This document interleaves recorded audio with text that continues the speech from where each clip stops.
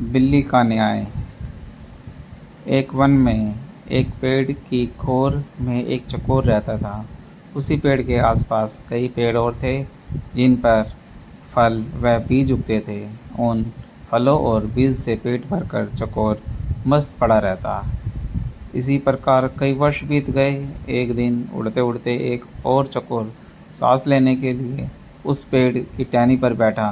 दोनों में बात हुई। दूसरे चकोर को यह जानकर आश्चर्य हुआ कि वह केवल एक पेड़ पर बीज व फल चुगकर जीवन गुजार रहा है। दूसरे चकोर ने उसे बताया, भाई, दुनिया में खाने के लिए केवल फल और बीज नहीं है, और भी कई स्वादिष्ट चीज़ें हैं, उन्हें भी खाना चाहिए। खेतों में उगने वाला अनाज तो बेजोड़ होता है, कभी अपने खाने का स्वाद बदल कर तो देखो। दूसरे चकोर ने के उड़ने के बाद वह चकोर सोच में पड़ गया। उसने फैसला किया कि कल ही वह दूर अनाज वाले खेत में की ओर जाएगा और उस अनाज नाम की चीज़ का स्वाद चखेगा। दूसरे दिन चकोर उड़कर एक खेत के पास उतरा। उसने खेत में धान की फसल उगी थी। चकोर ने कोपले खाई। उसे वह अति स्वादिष्ट लगी। उस दिन के भोजन में उसे इतना आनंद आया कि खाकर तृप्त होकर वहीं आँख मूंद कर सो गया। उसके बाद भी वह वहीं पड़ा रहा, रोज़ खाता पीता और सो जाता। 6-7 दिन बाद उसे सुध आई कि घर लौटना चाहिए। इस बीच एक खरगोश घर की तलाश में घूम रहा था। उस इलाके में ज़मीन के नीचे पानी भरने के कारण उसका बिल नष्ट हो गया था। वह उसी चकोर वाले पेड़ के पास आया और उसे खाली पाकर उसने उस पर अधिकार जमा लिया। वह रहने लगा। जब चकोर वापस लौटा तो उसने पाया कि उसके घर पर तो किसी ने कब्जा कर लिया है। चकोर क्रोधित होकर बोला, ए भाई, तू कौन है और मेरे घर में क्या कर रहा है? खरगोश ने दांत दिखाकर कहा, मैं इस घर का मालिक हूँ। मैं 7 दिन से यहाँ रह रहा हूँ। यह घर मेरा है। बकोर खरगोश से फट पड़ा, 7 दिन भाई, मैं इस घोर में कई वर्षों से रह रहा हूँ। किसी भी आसपास के पंछी या चौपाए से पूछ लो। खरगोश चकोर की बात काटता हुआ बोला, सीधी सीधी बात है, मैं यहाँ आया हूँ। यह घोर खाली पड़ी थी और मैं यहाँ बस गया हूँ। मैं क्यों अब पड़ोसियों से पूछता फिरूँ? चकोर गुस्से से बोला, वाह भाई, कोई घर खाली मिले तो क्या इसका क्या मतलब होता है कि उसमें कोई नहीं रहता? मैं आखिरी बार कह रहा हूँ कि शराफत से मेरा घर खाली कर दे, वरना।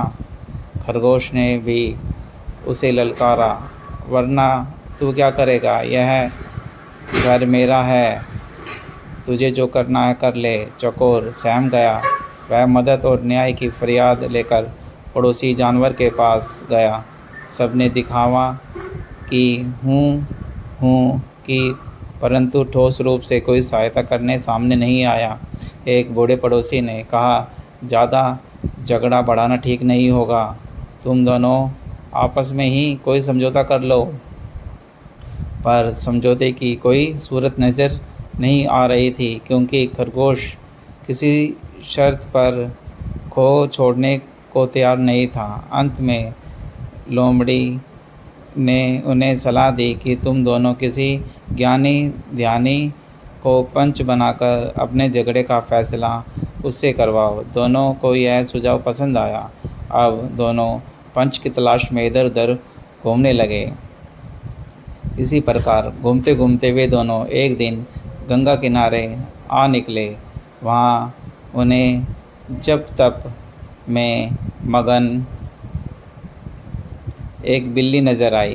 बिल्ली के माथे पर तिलक था, गले में जनेऊ और हाथ में माला। मृगशाला पर बैठी वह पूरी तपस्विनी लग रही थी। उसे देखकर चकोर व खरगोश खुशी से उछल पड़े। उन्हें भला इससे अच्छा ज्ञानी ध्यानी कहाँ मिलेगा? खरगोश ने कहा, चकोर जी, क्यों न हम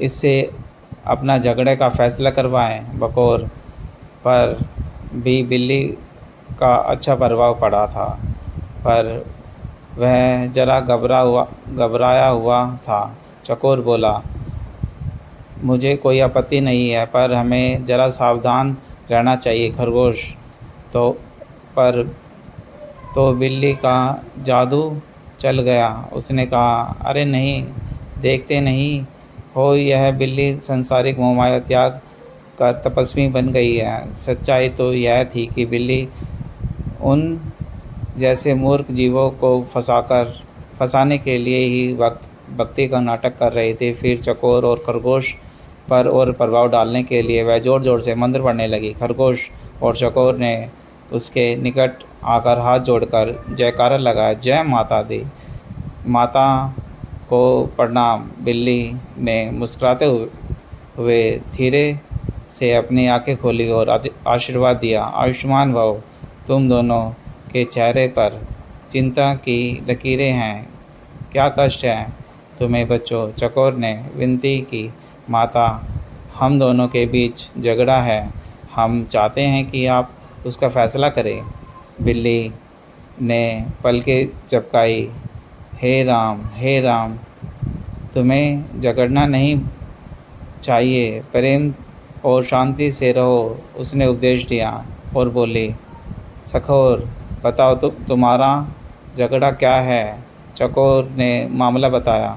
खरगोश ने अपनी बात कहने के लिए मुंह खोला ही था कि बिल्ली ने पंजा उठाकर उसे रोका और बोली, बच्चों, मैं काफ़ी बूढ़ी हूँ, ठीक से सुनाई नहीं देता, आंखें भी कमज़ोर हैं, इसलिए तुम दोनों मेरे निकट आकर मेरे कान में ज़ोर ज़ोर से अपनी अपनी बातें कहो, ताकि मैं झगड़े का कारण जान सकूं और तुम दोनों को न्याय दे सकूं।